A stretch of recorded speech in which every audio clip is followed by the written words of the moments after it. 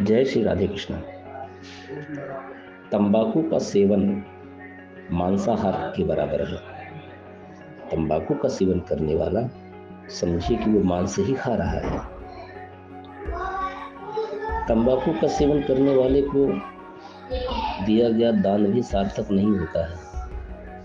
और ऐसे ब्राह्मण भले कर्मकांडी हैं, लेकिन यदि तंबाकू का सेवन कर रहे हैं तो उनको दान भी नहीं देना चाहिए। इसकी एक बड़ी विचित्र कथा है। एक ऋषि थे और एक राजा साड़ू थे। एक दिन राजा की रानी ने अपनी बहन ऋषि की पत्नी के पास संदेश भेजा कि पूरा परिवार हमारे घर भोजन के लिए आए। मैं आपसे मिलना भी चाहती हूँ, बहुत याद आ रही है। अपनी बहन का संदेश ऋषि की पत्नी ने अपने पति से साझा किया तो ऋषि ने कहा कि साड़ू से दोस्ती अच्छी नहीं होती।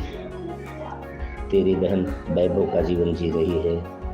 राजा को धन तथा राज्य की शक्ति का अहंकार होता है। वे अपनी बेइज्जती करने को बुला रहे हैं, क्योंकि फिर हमें भी कहना पड़ेगा कि आप भी हमारे घर भोजन करने के लिए आओ। अब ऐसी व्यवस्था हम जंगल में नहीं कर पाएंगे। जबकि ये सब तो साड़ू जी का षड्यंत्र था। आपके सामने अपने को महान तथा मुझे गरीब सिद्ध करना चाहता है।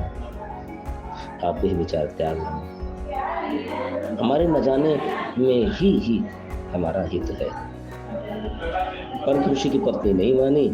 ऋषि तथा अपनी पत्नी व परिवार राजा का मेहमान बनकर चला गया।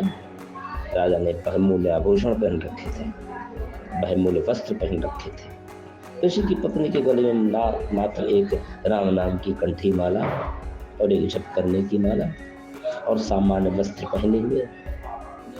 अब उस साध्वी को देख करके दरबार के कर्मचारी अधिकारी भी मुस्कुराने लगे कि यह है राजा का साड़ू। कहाँ राजा भोज, कहाँ गंगू तेली। यह चर्चा ऋषि परिवार सुन रहा था। भोजन करने के बाद ऋषि की पत्नी ने भी कहा कि आप भी हमारे यहाँ भोजन करने के लिए आइएगा। अब निश्चित दिन को राजा हजारों सैनिकों लेकर सपरिवार साड़ू ऋषि की कुटी पर पहुंच गया। ऋषि ने सर्वलोक के राजा इंद्र से निवेदन करके एक कामधेनु, जो कि सर्व कामना इच्छा पूर्ति करने वाली गाय, सुरभि गाय, जिसकी उपस्थिति में खाने की किसी पदार्थ की कामना करने से वो पदार्थ मिल जाता है। यह एक पौराणिक मान्यता है।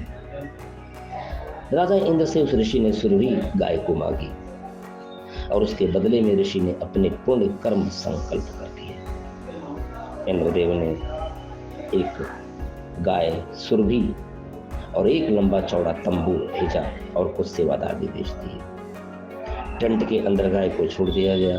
ऋषि परिवार ने गौ माता की पहले आरती उतारी, अपनी मनोकामना बताई। अब उसी समय 56 भोग की कामना चांदी की परातों, टोकरियों, कढ़ाओं में स्वर्ग से आने लगे और टेंट में रखे जाने लगे। लड्डू, जलेबी, कचौड़ी, दही बड़े, हलवा, खीर, दाल, रोटी, पूरी, बूंदी, बर्फी, रसगुल्ला आदि आदि। आधा एकड़ का टेंट भर गया भोजन से। ऋषि ने राजा से कहा कि भोजन करो। राजा ने बेइज्जती करने के लिए कहा, मेरी सेना भी साथ में भोजन करेगी, घोड़ों को भी चारा खिलाना है। ऋषि ने कहा कि प्रभु कृपा से सब व्यवस्था हो जाएगी, आप पहले और आपकी सेना भोजन तो करे। राजा उठ करके भोजन करने वाले स्थान पर गया। वहां भी सुंदर कपड़े बिछे थे। राजा देखकर आश्चर्यचकित रह गया।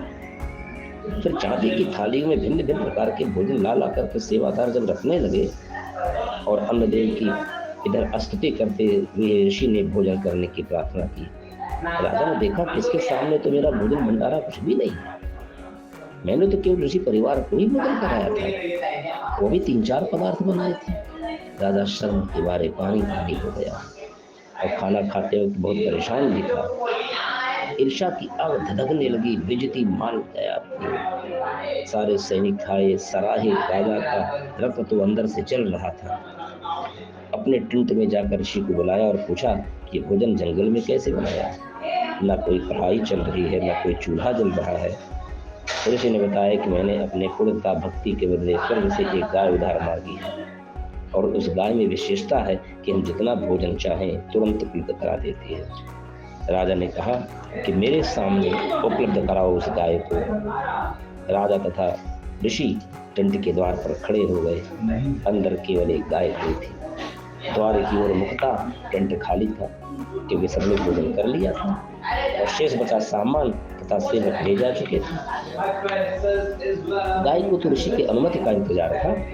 राजा ने कहा, ऋषि जी, ये गाय आप मुझे दे दो। मेरे पास बहुत बड़ी सेना है, उसका भोजन इससे बनवा दूंगा। तुम्हारे किस काम की है? उसने कहा, राजन, ये गऊ माता मैंने उधार में ले रखी है, स्वर्ग से मंगवाई है। मैं इसका मालिक नहीं हूँ, मैं आपको नहीं दे सकता। राजा ने दूर खड़े सैनिकों से कहा कि इस गाय को खींच कर ले आओ। ऋषि ने देखा कि साधु की नियत में खोट आ गया है। उसी समय ऋषि जी ने गौ माता से कहा, गौ माता, आप अपने धनी स्वर्गराज इंद्र के पास शीघ्र लौट गए। उसी समय कामधेनु टेंट को फाड़कर सीधी ऊपर हो गई। राजा ने गाय को गिराने के लिए गाय के पैर में तीर मारा। गाय के पैर से खून बहने लगा और वही पृथ्वी पर गिरने लगा और वही गाय घायल अवस्था में स्वर्गलोक में चली गई। जहां जहां गाय का रक्त गिरा वहीं वहीं तंबाकू टूट गया और वो बीज बनकर अनेकों पौधों में बनने लगा। इसलिए संत गरीबदास ने कहा, तमाखू, खू माने होता है खून का, तमा नाम माने गाय, इसलिए कभी इसको खाना नहीं चाहिए। फारसी भाषा में तमा गाय को कहते हैं। अखू खून होता है यानी रक्त होता है। ये तमाकू गाय के रक्त से उपजा है। इसके ऊपर गाय के बाल जैसे रोम होते हैं। इसलिए कभी भी तंबाकू का सेवन नहीं करना चाहिए। तंबाकू का सेवन गाय का खून पीने के बराबर लगता है। तभी तो किसी ने कहा है, गरीब नबी मोहम्मद नमस्कार है, राम रसूल कहाया, 1,80,000 को सौगंध जिन्हें करद चलाया।